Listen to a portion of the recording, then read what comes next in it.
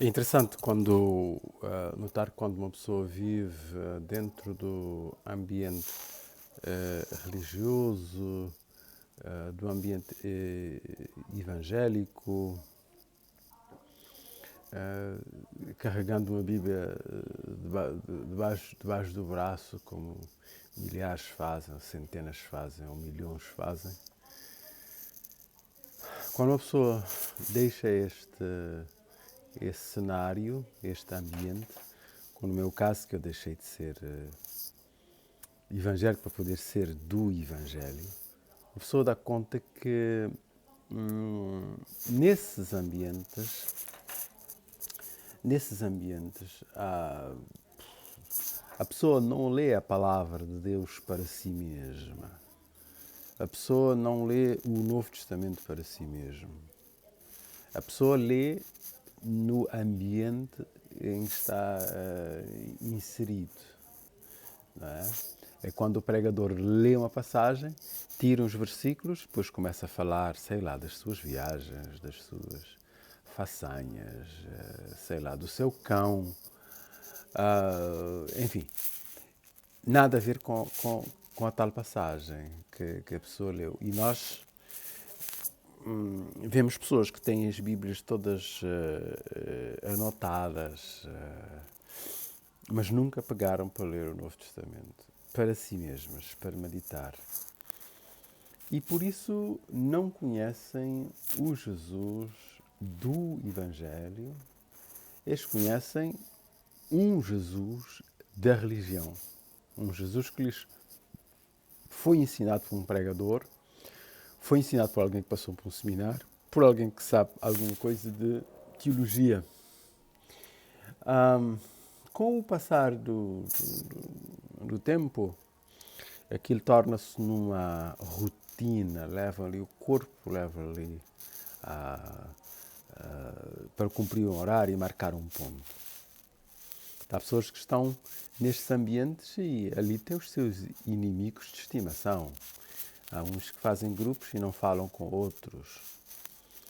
Todos levantam as mãos para glorificarem, dizem eles, a Deus, mas não perdoaram. Uns não perdoaram. Uns dizem, cantam sobre o amor, mas não amam uns aos outros. Criticam uns aos outros. Murmuram uns aos outros. Criticam o pastor, como o pastor gosta de uns e não gosta de outros.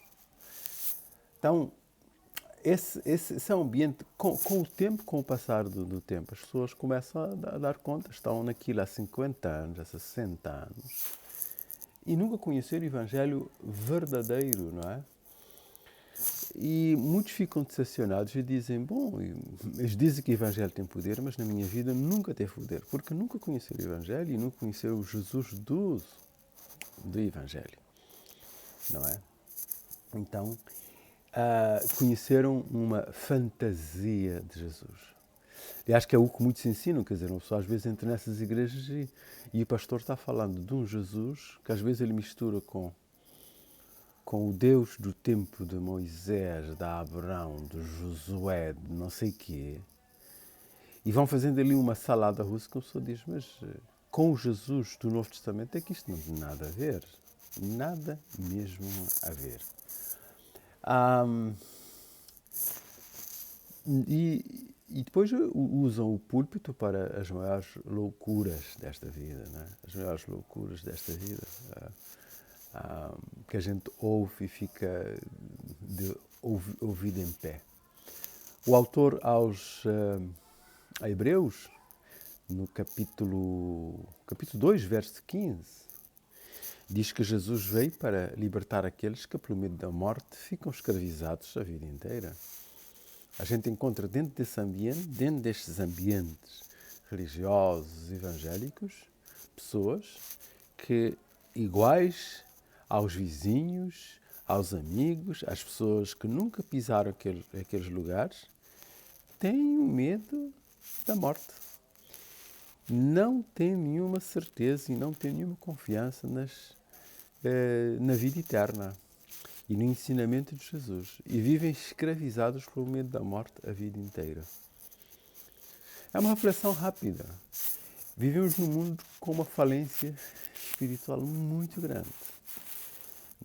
Nós damos conta, talvez a igreja não se dá conta, nós damos conta de pessoas vivendo hoje aquela aflição, aquele medo, não é? O que é que vai ser do amanhã? O que é que vai ser do futuro?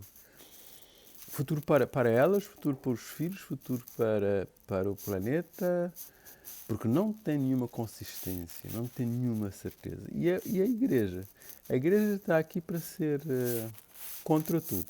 A igreja é contra tudo, ensina contra tudo.